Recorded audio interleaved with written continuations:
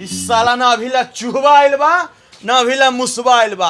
आ एकरा बहिन के भाई के ही में दाब के मुंह आदम सरवा के। अरे बाप रे बाप, आगे में जाके हाथ में चोट लगल।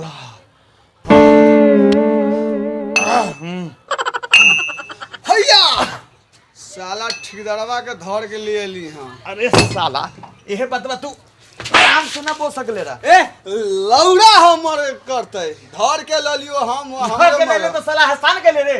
हां बदमाशी में रहता रे साला, तोरा समझ नहीं खियावत। कहां ठेकेदार बा भैया?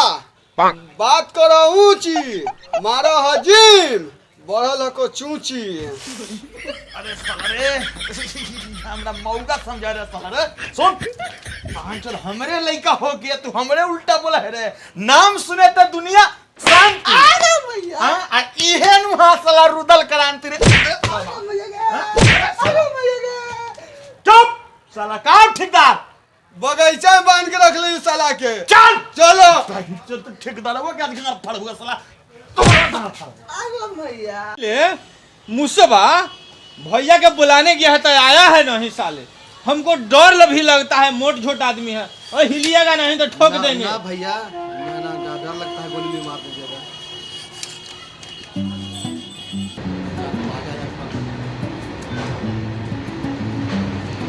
अरे चुवा हाँ भैया कहां बांध रे? वो बगीचा में बांध ले। चलिए भैया उस साला ठेकेदारवा बहुत रुपया कमैले बा। 5 लाख से कम नहीं खेले के लेवे के बा। अरे चलो रे साला का चिकिया के काहे बोले रे? चलो चलो चलो चलो ये साला ठेकेदारवा के बांधले बा। देखो अरे चुवा हाँ भैया पहले आंख बड़े दिन के बाद धराइल है साला। देखो आगल भैया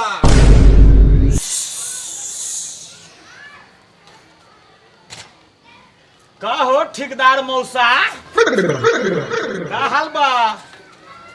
ठीक बा भैया तू आवे में कितना लेट कल हो, हमरा डर लग हले। ना भैया ऐसा कोई बात ना है। डर लगल तोरा हाँ। एकरा से? का हो ठेकेदार मौसा? ए मौसा पैसवा ना भेजलू का समझलू? पैसा भैया बैंक में है। बोले रे भैया। भैया मार दी साला गोली। अरे साला रे तनी का चुप रह साला। बैंक में है पैसा। अरे साला तोरा बैंक में रुपया रे, हम खाए बिना भूख मरी ले। बैंक में रुपया अगला महीना में दे देंगे। अरे बीच में ना बोल, बीच में ना बोल। नाम सुने तो दुनिया शांति, हम ही नुहाई रुदल भैया तो बीच में बोले थे अगला महीना में। अगला महीना में? अरे साला अगला महीना पिछला महीना में तो बोल कि ई महीना बोले तो अगला महीना में रे। हमरा के बुड़बक चौपाट समझे थे। अगला महीना आई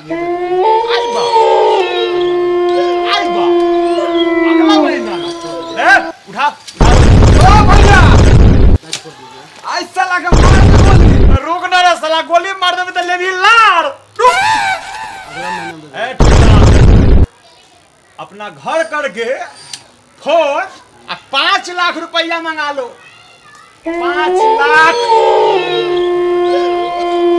भैया बोले ले ठोक दिया है। अरे तो ठोक दे भी त लेभी कोची बहुत- जूजी हैं? भैया अगला महीना में दे देंगे। ए साला चुप रे, चुबा चुप मुसबा तू चुप। हम साला तब गई नहीं, अभी ऐसे ही नहीं मानता ही नहीं मानता ही कैसे मांग? ऐसे नहीं मानता ही। ए मुसबा हाँ। ये ऐसे ना मानता हूँ। हाँ, तू मना- शांत रह दुन्नो। भैया छोड़ दो भैया वैसे मारे से बढ़िया एक बार लास्ट- ना रहते पास ना बजते बांसुली। रहते बाज न बसते बसली तो गोली मार के की मिलता? रुक ए ठेकेदार, तोरा आखिरी बार पूछ रहे हैं, तू पैसा देगा मंगाएगा कि नहीं? अगला महीना में पेमेंट कर देंगे। अगला महीना भैया चुप। इस साल अगला महीना छोड़ के दूसरा नामे न ले की करियो? जा दी 5 लाख दे देते नहीं कुछ। 5 लाख पहले मारे दे। चुप पहले मारे दे। तू दुन्नो चुपचाप खड़ा रहो।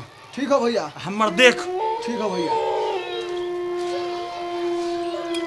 ईमानदार ना मान हट हट हट साला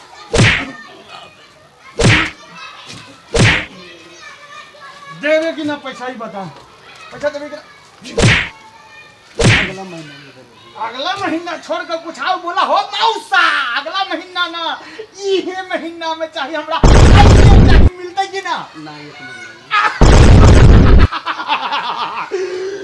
रे मुसबा हाँ भैया रे साला लागू लाठी ला नहीं मान रे तू भैया छोड़ रहा दूगो बाल बच्चा है दूगो बाल बच्चा है तोरा तू को बाल बच्चा है आओ सब रंडुआ है हमरा बियाह ना करे के हर बोलना अगला महीना में तू पत्र चुबा हाँ भैया हाथ खोल भैया मार लहो छुट्टे या फूट गेले फुटते जाए ना दो तो मुंह कान फोड़ दिए सब मारे मुंह कान ना फुटते तो तेरा पूजा करती रे पूजा करियो रे साला सुन अगला महीना में 5 लाख रुपया ऊपर रख हाथी चकर 5 लाख रुपया हमरा नाम पर हमरा अड्डा पर